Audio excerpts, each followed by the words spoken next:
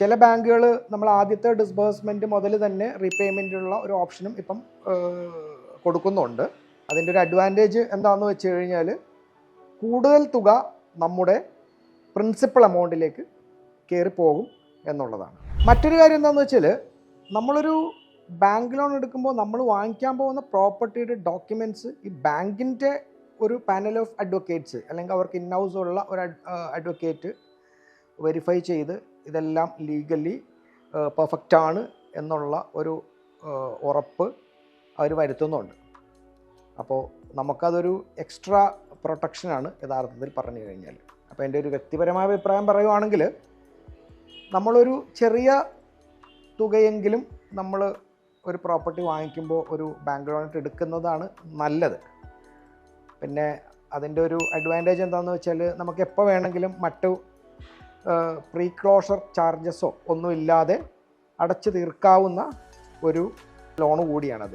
പിന്നെ നിലവിൽ നമുക്ക് കിട്ടുന്ന മറ്റെല്ലാവിധ ലോണുകളെക്കാളും ഏറ്റവും കുറഞ്ഞ ഇൻട്രസ്റ്റ് റേറ്റിൽ കിട്ടുന്ന ഒരു ലോണ് കൂടിയാണ് ഈ ഹോം ലോൺ അല്ലെങ്കിൽ ഭവന വായ്പ എന്ന് പറയുന്ന സംഭവം. ഇതിൻ്റെ ഒരു ചലഞ്ച് എന്ന് പറയുന്നത് പ്രധാനമായിട്ടും നമ്മുടെ റീപേയ്മെൻറ്റ് കപ്പാസിറ്റി നമ്മൾ കൃത്യമായിട്ട് അസസ് ചെയ്ത് വേണം ഈ ലോണിലേക്ക് പോകാനായിട്ട്. ബാങ്കുകളുടെ ഒരു സാധാരണഗതിയിലുള്ളൊരു ക്രൈറ്റീരിയ എന്ന് പറഞ്ഞു കഴിഞ്ഞാൽ നമ്മളുടെ എലിജിബിലിറ്റി കണക്കാക്കാനായിട്ട് ഉള്ളൊരു ക്രൈറ്റീരിയ എന്ന് പറഞ്ഞു കഴിഞ്ഞാൽ നമ്മുടെ ഇൻകത്തിൻ്റെ ഒരു 45% നമ്മൾക്ക് ലോണുകൾക്ക് വേണ്ടി തിരിച്ചടവിനായിട്ട് ഉപയോഗിക്കാം, അതായത് EMI അടക്കാൻ ഉപയോഗിക്കാം എന്നുള്ള രീതിയിലാണ് അവരത് കണക്കാക്കുന്നത്. അപ്പോൾ നമ്മളിപ്പോൾ ഒരു ഉദാഹരണം പറഞ്ഞാൽ നമുക്കിപ്പോൾ ഒരു 1 ലക്ഷം രൂപ നമ്മുടെ ഒരു മന്ത്ലി ഇൻകം ആണെങ്കിൽ ഒരു 45,000 രൂപ ആണ് നമുക്ക് അവിടെ EMI, വീടിൻ്റെ മാത്രമല്ല മറ്റെന്തെങ്കിലും EMIകളുണ്ടെങ്കിൽ അതിനൊക്കെ കൂടി നമുക്ക് തിരിച്ചടക്കാൻ പറ്റുന്ന തുകയായിട്ട് ഏകദേശം ബാങ്കുകൾ കണക്കാക്കുന്നത്. അപ്പോൾ അതിൽ മറ്റ് ലോണുകളൊക്കെ ഉണ്ടെങ്കിൽ സ്വാഭാവികമായിട്ടും നമ്മൾ ഈ ഭവന വായ്പ തിരിച്ചടക്കാനുള്ള നമ്മുടെ EMIയുടെ ആ ഒരു കുറവ് അവിടെ വരും. ഇതിൽ കൂടുതൽ നമ്മളും പോകാതിരിക്കുന്നതാണ് നല്ലത്. വീട് വാങ്ങിയത് കൊണ്ട് മാത്രം നമ്മുടെ കാര്യങ്ങളെല്ലാം തീരുന്നില്ലല്ലോ. അപ്പോൾ നമ്മുടെ ഒരു എലിജിബിലിറ്റിയിൽ നിന്നുകൊണ്ട് നമ്മളൊരു ലോൺ എടുത്ത് ഒരു വീട് വാങ്ങുന്നതിലേക്ക് പോകുന്നതാണ് എപ്പോഴും അഭികാമ്യം. മറ്റൊരു കാര്യം എന്താണെന്ന് വെച്ചാൽ ടാക്സ് ബെനിഫിറ്റ്സ് ആണ്.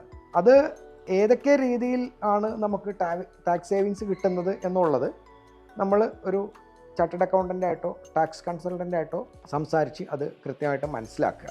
ഒരു ഹോം ലോൺ എടുത്ത് നമ്മളൊരു വീട് വാങ്ങുന്നത് ഒരിക്കലും നമുക്കൊരു നഷ്ടമല്ല. കാരണം ഈ വീടിൻ്റെ വിലയ്ക്ക് കിട്ടുന്ന അപ്രിസിയേഷൻ നമ്മൾ ബാങ്കിന് കൊടുക്കുന്ന ഇൻട്രസ്റ്റ് റേറ്റിനേക്കാളൊക്കെ വളരെ മുകളിലായിരിക്കും.